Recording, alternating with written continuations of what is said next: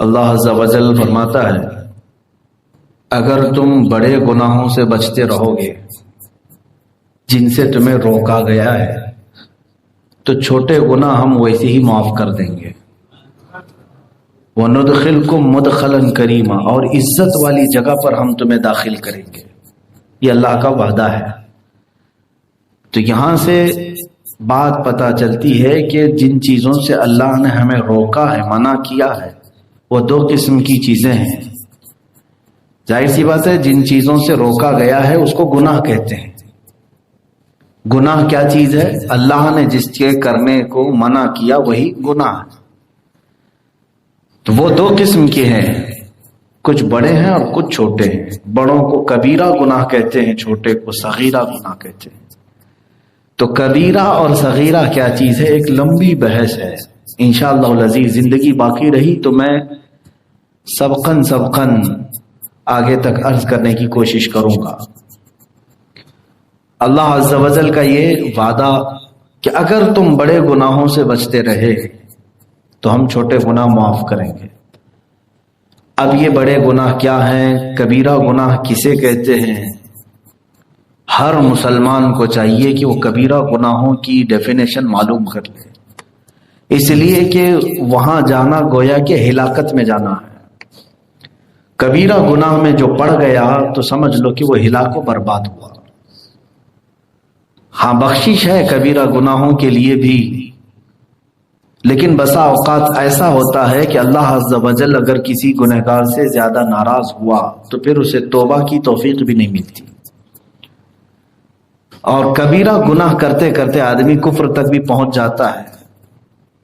تو حدیث پاک میں جو کبیرہ گناہوں کا تذکرہ آیا ہے وہ ایک لمبی فہرست ہے. امام ذہبی رحمۃ اللہ تعالی علیہ نے پوری ایک کتاب لکھی الکبائر نام سے.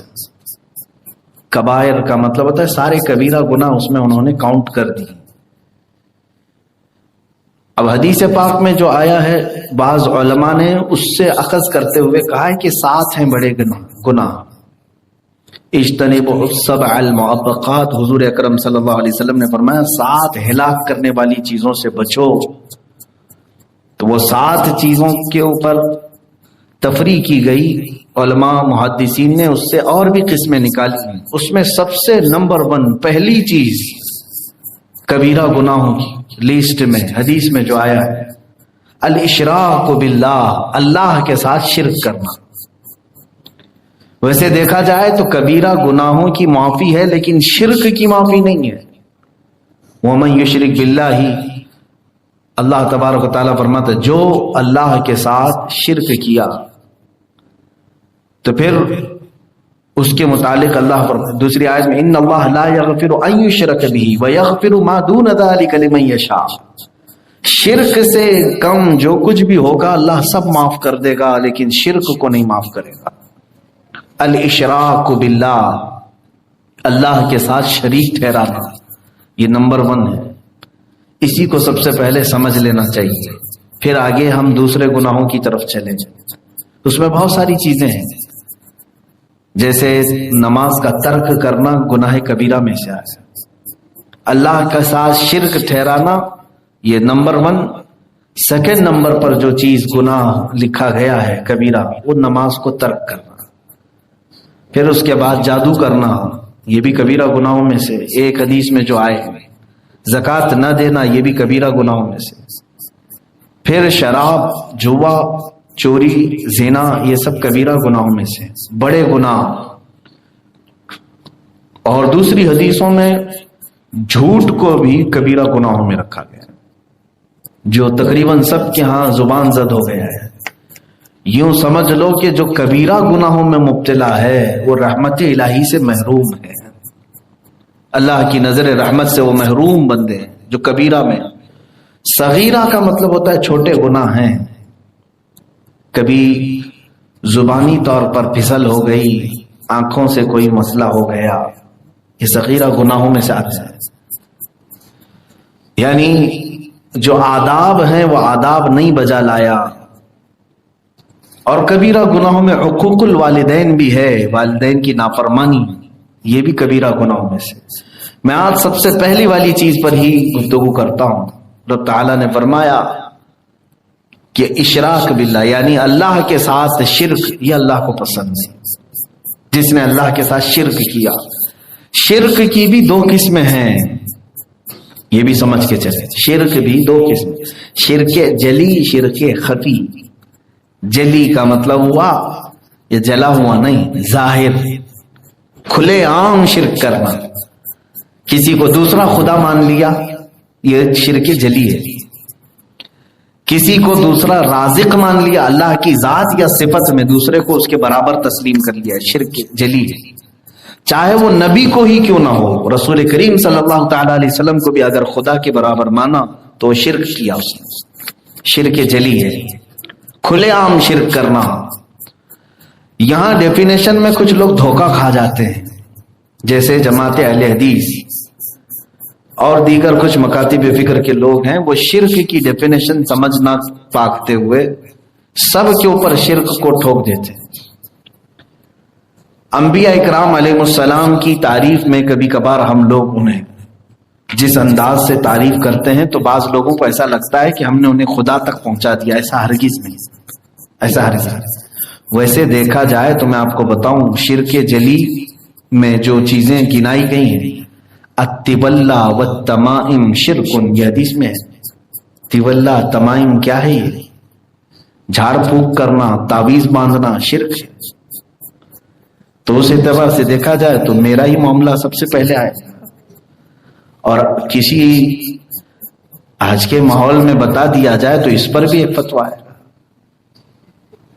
حدیث میں ہے جھاڑ پھونک کرنا اور تعویذ باندھنا، تو یہ ایک ظاہری لفظ اتنا ہی اس کو لے لیا، اور بعض لوگوں نے اس کے پیچھے الرقا، یہ بھی حدیث پاک میں ہے، اور منکے جو پہنتے ہیں، منکا بولتے ہیں یا جو بھی گلے میں پہنایا جاتا ہے نظر بد کے لیے، یہ تین چیزوں کا حدیث میں ذکر آیا ہے، اور صاف یہ لفظ ہے کہ یہ شرک ہے اللہ کے ساتھ۔ اور اسی کو لے کر کے تو سعودی جب بھی کوئی جاتا ہے سنی، اس کے گلے سے لوگ تعویذ کھینچ ڈالتے ہیں احرام کی حالت میں، اگر وہاں کے متوے یا مکوے ہیں وہ کھینچ لیتے ہیں، تعویذ کھینچ لیتے ہیں اور توڑ دیتے ہیں، وہ کہتے ہیں ہذا شرک، یہ شرک ہے، کیونکہ حدیث میں صاف آیا ہے تعویذ لٹکانا، جھاڑ پھونک کرنا، منکا ڈالنا۔ میرے عزیزوں، یہ کیا ہے اس کی ڈیفینیشن؟ آپ بھی پریشان ہیں، اور اکثر کے گلے میں تو ابھی تعویذ ہوگی بھی، اور کچھ کو تو میں نے ہی دیا ہوگا۔ تو اب یہ اللہ رب العزت کے ساتھ شرک ہے، تو پھر شرک کیسے ہو سکتا ہے؟ یہاں پر اس کی ڈیفینیشن یہ ہے، اللہ مؤثر حقیقی ہے، حقیقت میں اثر دینے والا وہی ہے۔ اگر کسی بندے نے تعویذ کے بارے میں یقین کر لیا، منکے کے بارے میں یقین کر لیا، دھاگے کے بارے میں یقین کر لیا کہ اس کا خود کا ایک ذاتی اثر ہوتا ہے، اور چاہے کوئی چاہے یا نہ چاہے یہ خود ہی اثر کرتی ہے، تو یہاں جا کر کے اس نے دوسرا خدا مان لیا۔ جیسے اللہ ہمیں اثر دیتا ہے، ایسے ان کو اگر دیکھا جائے تو میرے عزیزو، اس میں تعویذ دھاگے کی کیا خصوصیت؟ ہر گولی دوا بھی شرک ہو جائے گا اگر یقین کر لیا کہ صرف گولی ہی جو ہے مؤثر حقیقی ہے، تو یہاں پہ بھی شرک ہو جائے گا۔ ہر دوا بھی کھاؤ تو یقین یہی رکھو کہ اثر اللہ دے گا، یہ بات سمجھ کر کے چلے۔ نہ ڈاکٹر کے ہاتھ میں ہے، نہ گولیوں کے ہاتھ میں ہے، نہ گولیوں کے قدرت میں ہے۔ اگر اللہ نہ چاہے تو دنیا کے سارے معجون ملا کر کے تمہارا بخار نہیں اتار سکے، اور اگر اللہ چاہے تو کسی کنکر اور کانٹے سے بھی تمہارا بخار اتر جائے۔ تو مؤثر حقیقی کون ہے؟ اللہ رب العزت ہے۔ تو تعویذ کا جو ذکر آیا ہے حدیث میں، وہ شرکیہ تعویذ ہوا کرتے تھے عرب میں۔ کفار جو ہے بتوں کی عبارتیں اس میں لکھتے تھے، بتوں سے مدد مانگتے ہوئے کہ لات و عزا، اے منات و حبل، تم اس بندے کو فلاں کر دو، فلاں کر دو، اس میں لکھ کر کے وہ پھر وہ لٹکاتے تھے گلے میں۔ ہم تو ایسے لات و عزا منات کو نہیں پکارتے، ہم جو تعویذ لکھ کر کے دیتے ہیں اس میں تو یہی ہوتا ہے، حسبنا اللہ و نعم الوکیل، نعم المولا و نعم النصیر۔ ہمارے لیے اللہ کافی ہے، بہترین وکیل ہے، بہترین مددگار ہے۔ اللہ رب العزت کے نام سے اور قرآنی آیات، احادیث، بزرگوں سے ثابت یہ چیزیں لکھ کر کے دینا، یہ شرک نہیں ہے۔ بات سمجھ میں آ گئی؟ بعد میں میری پہلی والی چھوٹی سی تقریر کو کٹ کر کے کوئی یہ نہ کہہ دے کہ مفتی صاحب نے تعویذ کو شرک کہہ دیا، پھر اس کو وائرل کر دیں گے کہ اتنا سا حصہ نہ کٹ کیا جائے، آدھی بات نہ کٹ کریں، پوری بات لے لیں۔ تو شرک جو ہے اس تصور کو کہتے ہیں کہ اللہ کے طرح مؤثر سمجھنا، یہ شرک ہے۔ یہ شرک جلی کی بات میں بتا رہا ہوں، اللہ کی ذات اور اس کی صفت کے ساتھ کسی دوسرے کو شریک ٹھہرانا۔